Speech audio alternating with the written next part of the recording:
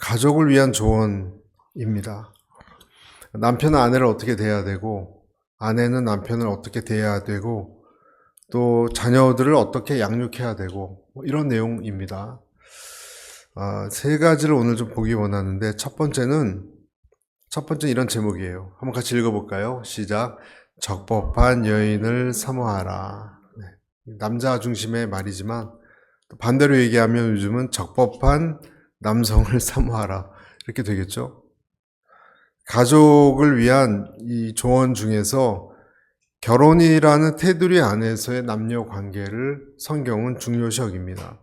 시대가 아무리 바뀌어도 그때나 지금이나 변함이 전혀 없습니다. 하나님의 원리는. 특별히 잠언서 5장이 그런 내용을 잘 얘기해주고 있습니다. 잠언서 5장은 전체적으로 결혼한 남자의 음행에 대해서 쭉 나오고 있는데 3절, 4절에 보면 이렇게 얘기하고 있어요. 시작. 대저 음녀의 입술은 꿀을 떨어뜨리며 나중은 쑥같이 쓰고 두날 가진 칼같이 날카로우며, 여기서 음녀는 단순히 어떤 창녀를 말하는 것이 아니고 주르라는 말을 쓰는데, 이 원어 주르는 이 뜻은 창녀만이 아니라 모르는 사람, 타인, 외국인 다 뜻하는 말입니다. 성매매에 대한 내용이 아니라 혼외에 있어서 남녀 관계를 다 말하는 것입니다. 그래서 오늘 이 잠언을 쓴 솔로몬은, 그리고 또 잠언을 통해서 말씀하시는 하나님은 음녀와의 관계를 전혀 다른 이미지로 얘기하고 있어요. 처음에는 뭐라 그러죠? 꿀처럼 달지만 나중에는 쑥같이 쓰고 이렇게 되죠. 완전히 상반되는 내용을 얘기하고 있습니다. 처음에는 정말 기름처럼 매끄럽지만 또 뒤에 뭐라고 되어 있죠? 나중에 칼처럼 날카롭다 이렇게 되어 있습니다. 그러니까 우리가 음녀에 대해서 이 말씀이 가르쳐 주는 것은 뭐냐면 처음과 나중이, 처음과 끝이 극단적으로 다르다는 거예요. 우리가 알고 있지만 자주 잃어버릴 수 있는 내용입니다. 왜냐하면 우리가 보고 있는 대중매체, 무슨 영화 이런 것을 보면 너무 격정적이고 너무 짜릿하게 묘사해요. 아주 대단히 황홀한 것으로 묘사하는데 그 끝이 어떤지에 대해서는 잘 안 나와요. 그러니까 왜곡된 거죠. 실제로는 겉은 화려하지만 끝은 대단히 괴롭거든요. 대부분의 경우가 거의 다. 어떤 사람이 그런 말을 했습니다. 불륜관계에 있는 사람이 자기는 천국도 맛보고 지옥도 맛본다고. 너무 좋기도 하지만 너무 고통스럽고 무섭다고. 성경 말씀하고 똑같습니다. 그래서 잠언서의 이 잠언 기자는 8절에 나중에 보면 집 문에 가까이 가지도 말라고 얘기하고요. 너무 위험하니까. 그리고 뺏기게 될 어떤 것에 대해서 5장 9절, 잠언 5장 9절이 이렇게 말합니다. 두렵건대 내 존영이 남에게 잃어버리게 되며 내 수완이 잔인한 자에게 빼앗기게 될까 하노라. 그러니까 뺏기고 잃어버리고 칼같이 날카로운 어떤 것에 베이게 된다라는 뜻입니다. 파괴입니다, 한마디로. 불륜이라는 것이 여러분 굉장히 파괴적인 이유는 특히 두 사람이 한 몸이 되잖아요, 여러분. 단순히 육체적인 친밀함 이상을 포함하기 때문에 그렇습니다. 성적 관계의 동안에는 사람은 감정뿐만 아니라 육체도 공유하게 되는데, 성경에서는 성적 관계에 대한 구약에서 표현하기를 서로를 알아간다, 안다라는 표현을 쓰거든요. 알아간다. 여러분 얘기 들어보셨죠? 굉장히 의미심장한 단어입니다. 성관계 이루어지는 동안에는 인간이 가장 친밀하게 교제하는 순간이면서 진정으로 그 사람을 아는 것이다 라고 말할 수 있어요. 그런데 여기서 문제는 내가 감당할 수 없는 어떤 사람으로부터 내가 알아져 버렸어요. 만약에 내가 알아져 버렸으면 이것 자체가 벌써 그 사람을 굉장히 취약한 상태로 만드는 거예요. 내가 너무 알아져 버렸어요. 내가 알아져 버렸어요. 취약한 상태가 된 거예요. 그래서 하나님이 이것을 결혼 관계로 제약을 시킨 이유가 거기 있는 거예요. 낯선 잘 모르는 사람이 나에 대해서 너무 내가 들켜버리고 알아져 버리면, 비밀이 다 알아져 버리면 어떻게 되겠습니까, 여러분? 그래서 하나님께서는 언약 관계에 있는 상대로부터 헌신 그리고 안정감으로 인해서 보호를 받아야 되는데 그렇지 않게 된다라는 것입니다. 그래서 이 분류는 신뢰 자체를 깨뜨리는 것이고 개인과 가정에 파괴적이고 특히 신뢰 배신, 서약의 파기, 안정감 자체를 깨뜨리는 행위입니다. 보통 보면은 이 분류는 결혼을 자동적으로 파괴하지는 않는데요.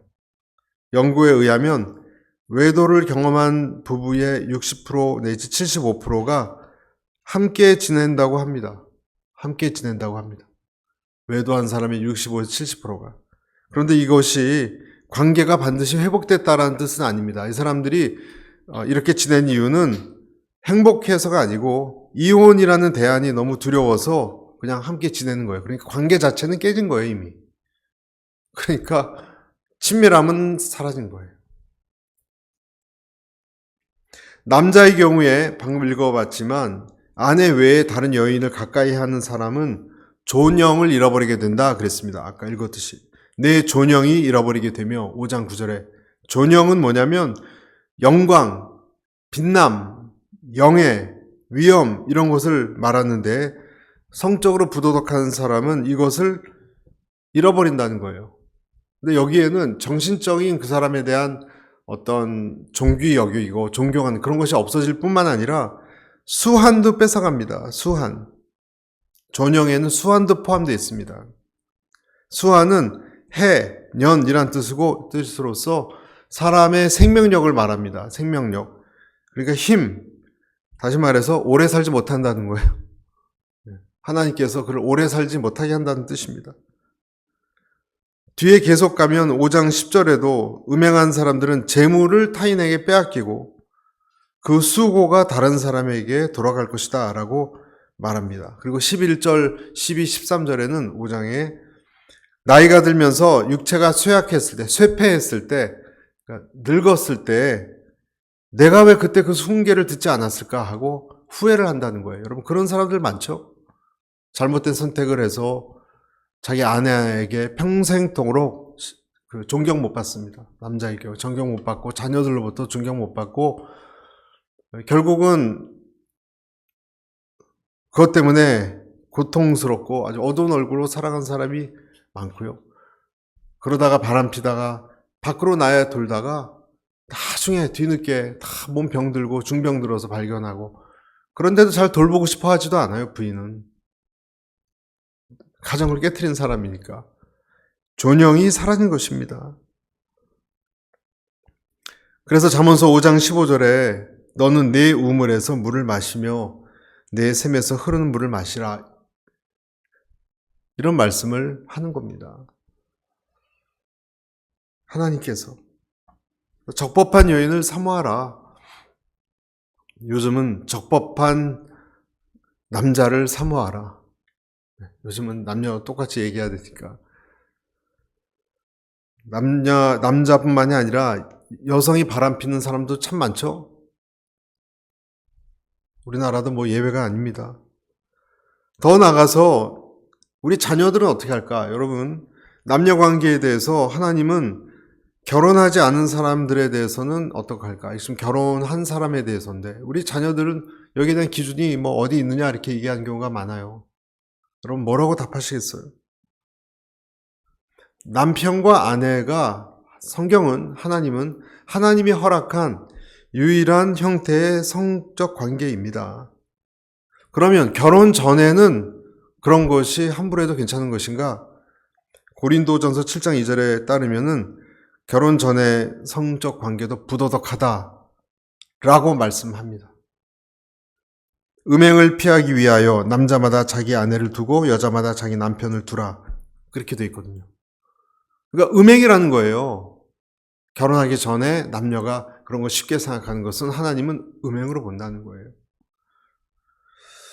잠언서에서 나타난 이 시대에 너무나 절실히 필요한 그런 적법한 테두리 안에서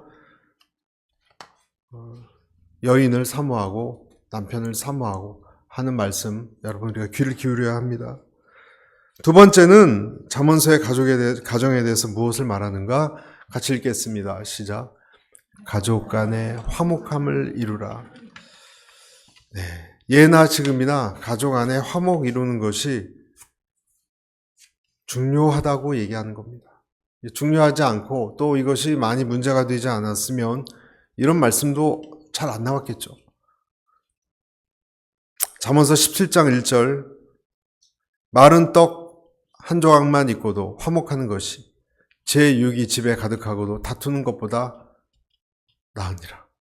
네, 다 동의하시죠? 또 21장 9절 시작. 다투는 여인과 함께 큰 집에서 사는 것보다 움막에서 사는 것이 나으니라. 얼마나 괴로우면 그랬겠어요? 얼마나 괴로우면 그랬겠어요? 톨스토이가 그런 말 했다 그러죠. 나는 정말 살고 싶지 않다. 집에만 돌아오면 지옥이 시작된다고. 아내 때문에 평생 괴롭힘 당했습니다. 악처 때문에. 톨스토이, 그 위대한 톨스토이가.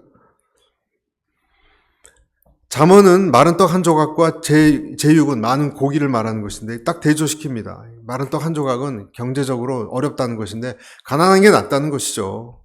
풍족하고 재물이 많다는 것보다 가정의 화목함이 정말 마음 다리 쭉 펴고 편하게 쉴 수 있는 것이지, 아무리 여러분 집이 좋고 먹을 것이 많고 돈이 많으면 뭐합니까? 집에 들어오기 싫은데, 감정이 편안하지가 않은데, 그러니까 전부 대중매체로만, 유튜브나 영화나 그런 쪽으로만, 넷플릭스로만 달려가잖아요. 말하기가 싫으니까. 그러면 그렇게 열심히 일하는 이유가 뭘까 생각이 들죠. 회의가 드는 것입니다. 그리고 재물의 많고 적음이 아니라 가정의 화목이 자녀에게 있어서 가장 큰 선물이라고 말합니다. 가장 큰 자녀에게 선물은 좋은 유산을 물려주는 것이 아니라 뭐라고요? 자녀를 아끼고 사랑하는 것보다 더 중요한 것은 부부관계라는 거예요. 잠언서 15장 17절에 채소를 먹으며 서로 사랑하는 것이 살진 소를 먹으며 서로 미워하는 것보다 나으니라. 네, 나으니라, 더 좋은 선택이라는 것입니다. 여러분, 이것을 모르는 사람 오늘 하나도 없어요. 네, 여러분도 다 아시는 내용인데 잠언서니까 다시 한번 우리가 강조하면서 좀 더 깊이 묵상해 보자는 것은, 이 가와만사성, 가정의 화목은 단순히 도덕적으로만 좋은 교훈이 아니고 이 과학적으로도 중요하게 나타납니다. 사회역학이라는 학문에서 사람의 수명이, 여러분 건강관리 열심히 하고 운동도 하죠. 그런데 사람 수명이 가까운 사람들과 사회적 관계에 따라서 결정된 치명적인 영향을 미친대요.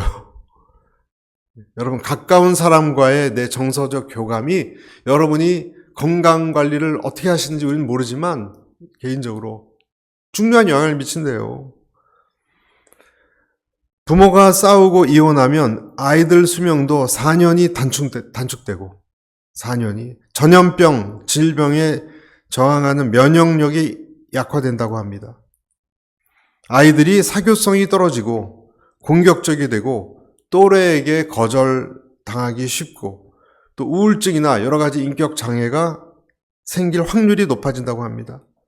그래서 피해자들은 부모 본인뿐만 아니라 이 온 가족이, 자녀들도 자존감이 낮아지고 적개심을 컨트롤하지 못하고 자기 자신에 대한 모멸감, 자괴감, 우울증에 시달리고 무력감, 죄의식에 시달린대요. 부모님이 이혼했는데 자녀들이 죄의식에 시달려요.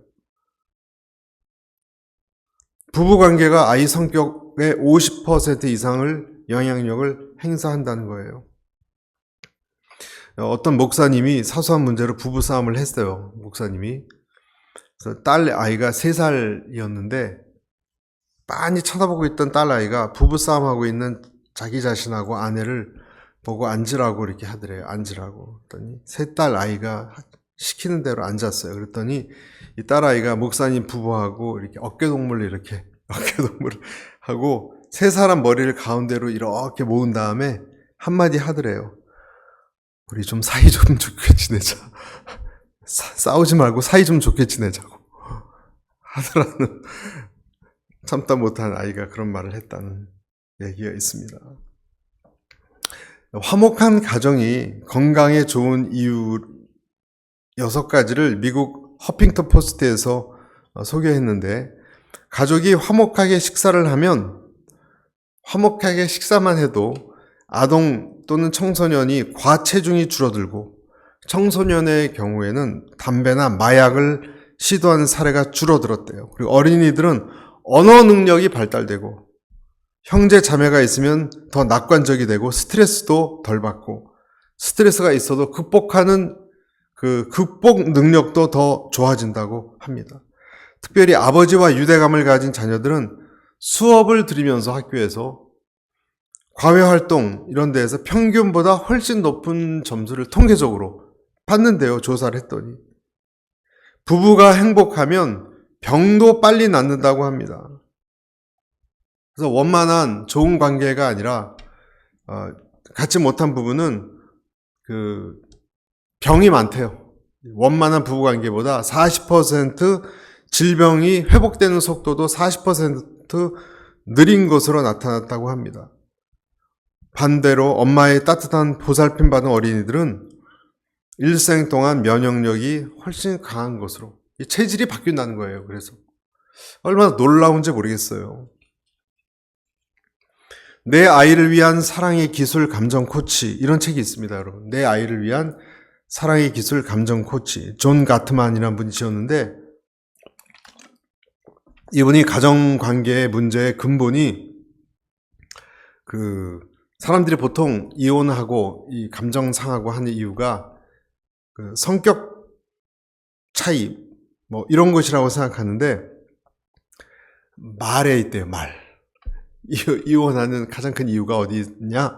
이분이 보면, 관찰한 바에 의하면 가정 분란의 가장 큰 근본은 사람의 말에 있다고 결론을 내렸습니다.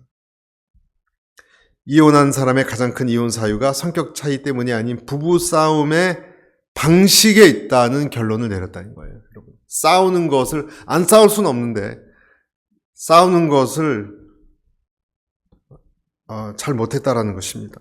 흔히 알고 있는 우리가 성격 차이나 학력, 직업, 수입, 경제, 외도, 폭력, 음주, 돈, 고부간의 갈등, 이런 것은 드러난 표현의 드러난 현상일 뿐이지만, 실제로 부부를 불행하게 만들고 이혼에까지 이르게 하는 것은 잘못된 싸움의 방식이다. 부정적인 싸움의 방식 때문이다 라고 말씀합니다.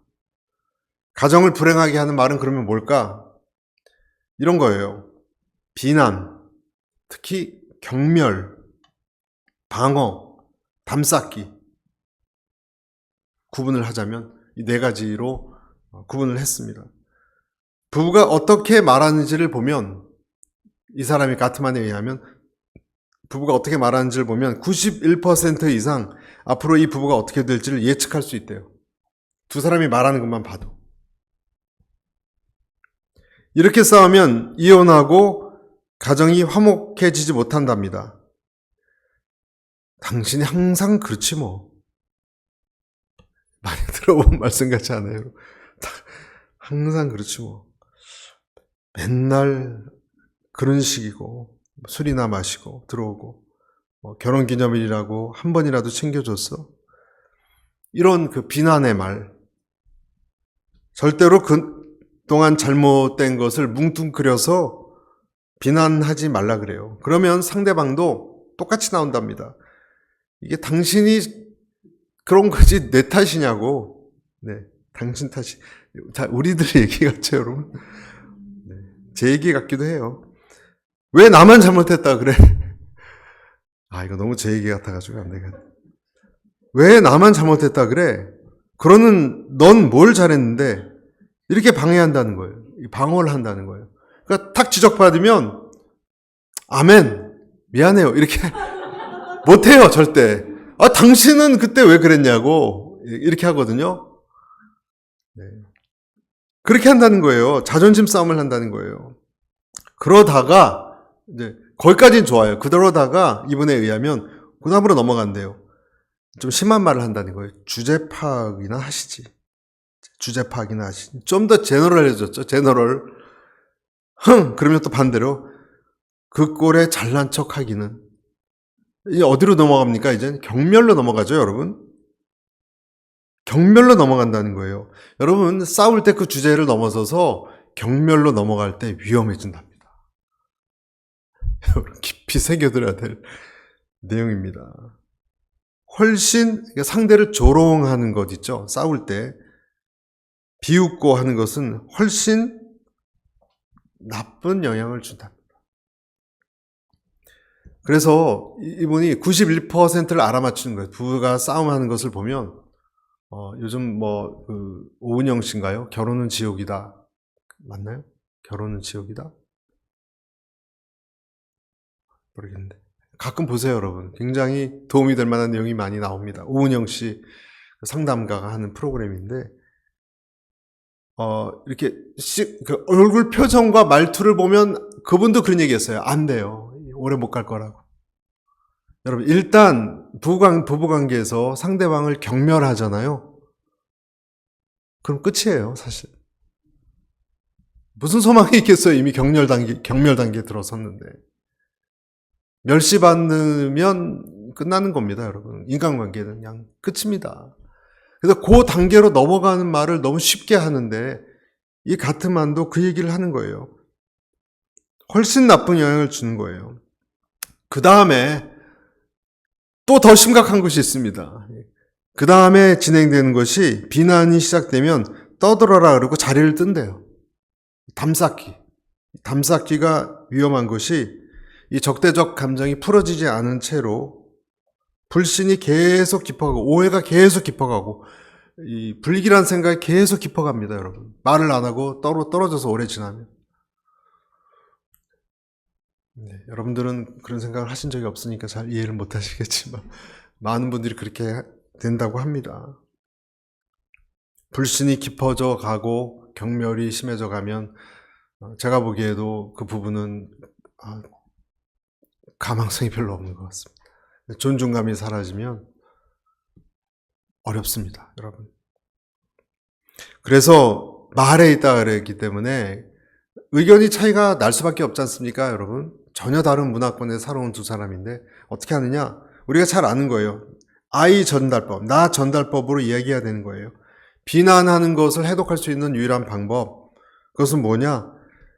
당신 왜 그렇게 했어? 이것이 아니라 내가 이런 것 때문에 좀 마음이 힘들다라고 얘기하는 거예요. 그것 때문에 내 마음이 힘들다라고 상대방에 대해서 비판하는 것이 아니라 그것 때문에 내가 어떤 것이 굉장히 괴롭다라는 것을 표현하는 것이라고 이야기합니다. 여러분, 우리가 잘 알고 있는 거예요. 그렇죠? 잘 안 돼요,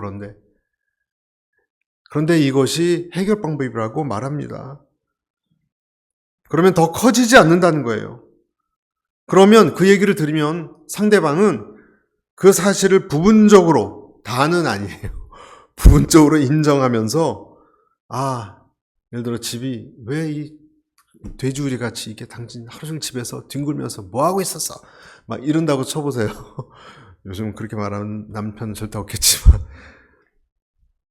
그러면 그 얘기를 받고 부인이 요즘 피곤해서 집을 못 치웠어. 당신이 싫어하는 거 아는데 미안. 부분적으로 인정한 거 아니에요. 피곤해서 못 치웠다. 변명이죠. 근데 또 미안. 두 가지가 다 있잖아요. 부분적으로 처음부터 아멘, 죄인입니다. 그렇게 얘기할 사람은 없어요. 그러니까 부분적으로 인정하고, 그러나 내가 이렇게 이런 상황 때문에 못 치웠어. 그렇게 얘기하면 계속 화를 낼 남편은 없답니다. 이분에 의하면. 대화를 하면서 감정의 비등점을 높여야 된대요. 비등점이란 물이 끓는, 조금만 하면 팍 터지는 것이 아니라 좀 그런 거지, 많이 쌓여서 터지는 그 지점을 높이는 것이 필요하다. 예수님도 남에게 대접을 받고자 하는 대로 너희도 남을 대접하라. 말을 조심하는 것이 중요합니다. 여러분, 기억해 주시면 좋겠습니다. 아멘. 네. 세 번째, 오늘 잠언서 말씀에 같이 읽겠습니다. 시작. 말씀의 교훈을 따라 살아가라. 잠언서 14장 26절 시작. 여호와를 경외하는 자에게는 견고한 의뢰가 있나니 그 자녀들에게 피난처가 있으리라. 경외하는 자, 두려워한다. 여호와의 살아계심을 두려워한다니까 이 사람은 당연히 하나님 말씀을 읽고, 우리 요즘 이제 통독하죠. 시편 들어갔죠, 여러분. 읽고 그 말씀의 원리에 따라서 나를 순종하려고 하는 마음가짐이에요. 이것이 있는 사람은 다릅니다, 여러분. 견고한 의뢰가 있나니라 그랬습니다. 확실한 안전판이 있다 그랬습니다. 여러분, 그런 것을 두려워하는 사람과 두려워하지 않는 사람이 그 가정에서의 분위기가 어떻겠습니까? 전혀 다르죠. 한 발 더 나가서 자녀들에게도 피난처가 있으리라 그랬습니다.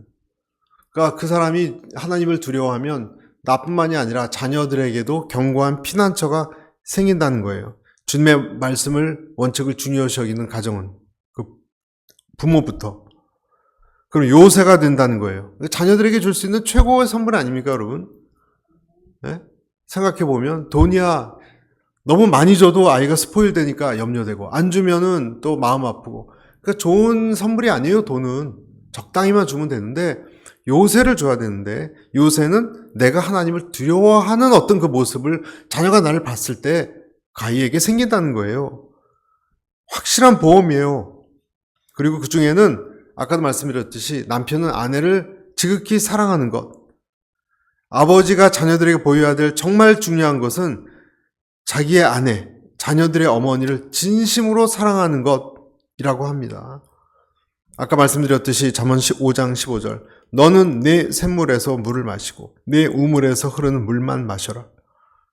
한 여인만 그냥 평생을 그냥 존중하고 사랑하고 그냥 그렇게 열심히 자기의 모든 것을 바쳐서 정말 하는 그 모습, 여러분 생각만 해도 막 황홀하잖아요, 여러분. 그런 아빠를 보는 아이들은 무엇을 보겠습니까? 현대인의 성경으로 이 말씀을 읽어보면 너는 내 아내에게 성실하고 그녀만 사랑하여라 이렇게 돼 있어요, 여러분. 너 아내에 대해서 성실하고 빈틈을 내보이지 말고 그녀만 사랑하여라.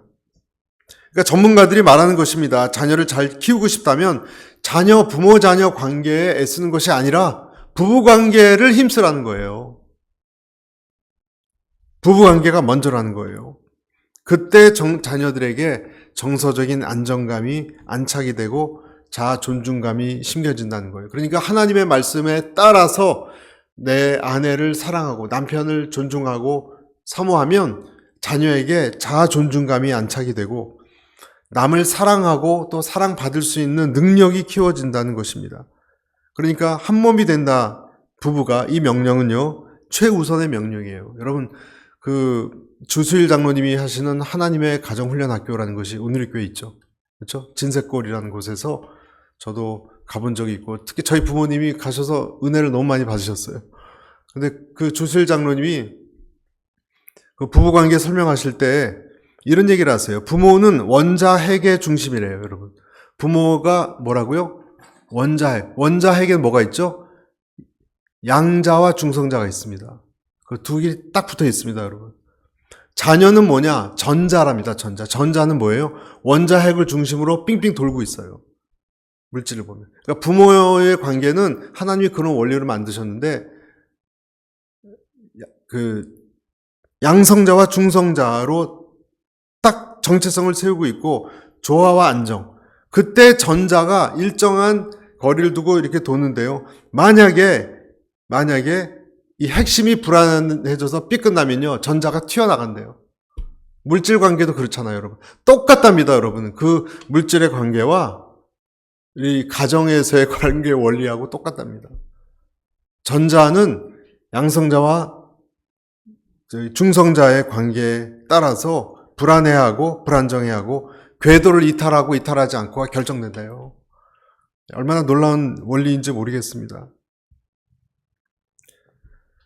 그것이 부부관계가 중요한 이유라고 말씀을 하고 하나님을 서로 섬기는 가정이 가능하다라는 얘기죠. 그렇지만 다 사랑으로만 되는 것이 아닙니다.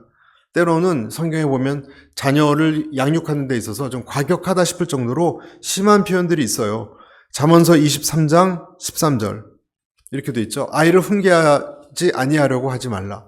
채찍으로 그를 때릴지라도 그가 죽지 아니하려. 죽을 정도로 때리라는 것 같은 말씀이 있고, 잠언서 19장 18절 시작. 내가 내 아들에게 희망이 있은즉 그를 징계하되 죽일 마음은 두지 말지니라. 아이들을 훈계하는데 죽을 만큼 하지는 말라라는 말씀이에요. 그런데 요즘 이렇게 하면 정말 큰일 나죠. 아동학대법에 걸려서 부모 양육자가 손발 이런 거 주먹 사용하면 요즘은 아들이 먼저 경찰을 부른다고, 제가 시카고에 있었을 때 그런 경우가 있었습니다. 경찰을 불렀습니다. 아들이 아버지한테 맞다가. 법적으로 처벌받게 되어 있습니다. 단순히 물리적으로 된 것만이 아니라 정서적인 학대, 언어, 정서적으로 위협을 가하는 것, 욕설, 모욕, 이것도 다 정서적 학대에 해당한다고 합니다. 그래서 오늘 잠언 이 말씀을 따라서 정말 죽지 않을 정도까지 때려야 된다라고 생각하는 것은 위험천만한 생각이라는 거예요. 이 시대의 문화를 생각해야 된다는 거예요, 여러분. 이 시대의 문화는 그런 어떤 예를 들어서 야곱에게 레아, 라헬, 우리가 알듯이 실바, 빌하 이렇게 4명의 아내가 있었는데 일부 다처제라는 문화가 있듯이 그때 고대 근동 문화 때문에 가능한 것처럼 오늘 이 말씀에는, 자녀에 대한 말씀은 폭력적이 되라는 뜻이 절대로 아니고 훈계의 방점이 있습니다. 훈계. 그러니까 매를 대서라도 바르게 훈계를 필속으로 해야 된다는 데 있는 것이지 어떻게 폭력적으로 되라는 뜻이 절대 아니거든요. 문화적 배경을 우리가 봐야 된다는 거예요. 그래서 감정적으로 대하는 것이 아니라 신체적, 정서적 폭행을 절대로 뜻하는 것이 아니라 잠언서 13장 24절에 매를 아끼는 자는 그의 자식을 미워함이라 자식을 사랑하는 자는 근실히 징계하느니라, 이런 말씀이 있는데 여기서 이 징계는 사랑이 많은 사랑 어린 훈계를 뜻합니다. 마치 하나님이 우리를 징계하듯이 잠언서 3장 12절 이렇게 되어 있거든요. 같이 읽겠습니다. 대저 여호와께서 그 사랑하시는 자를 징계하시기를 마치 아비가 그 기뻐하는 아들을 징계함같이 하시느니라. 여기서 죄에서 돌아오게 하시려는 징계의 개념이라는 거예요. 자기 감정, 분노에 못 이겨서 마음에 지울 수 없는 상처를 주는 그런 방식이 아니고, 그래서 사랑에 있다는 거예요. 여호와께서 그 사랑하는 자를 징계하는 것처럼 예수님의 모습처럼입니다. 여러분, 자녀는 부모가 자기에게 매를 댈 때 부모의 감정을 읽을 수 있다고 합니다.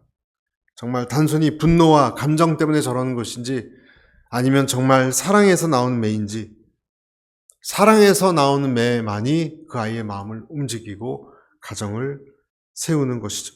그래서 잠언서 22장 6절 마지막 같이 읽어볼까요? 마땅히 행할 일을 아이에게 가르치라. 그리하면 늙어도 그것을 떠나지 아니하리라. 자, 오늘 3가지를 여러분께 나눴습니다.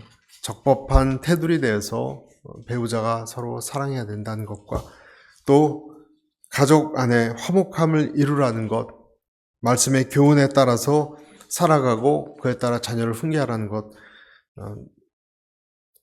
알고 있지만 실천하기 어려운 내용이죠. 그래서 이 말씀을 우리가 다시 한번 생각해보는 기회를 가졌습니다. 여러분 가정의 각 상황에 오늘 적용하시고 그 가정이 더욱더 말씀 안에 무럭무럭 튼튼해지고 튼실해질 수 있게 되기를 축복합니다. 같이 기도하겠습니다.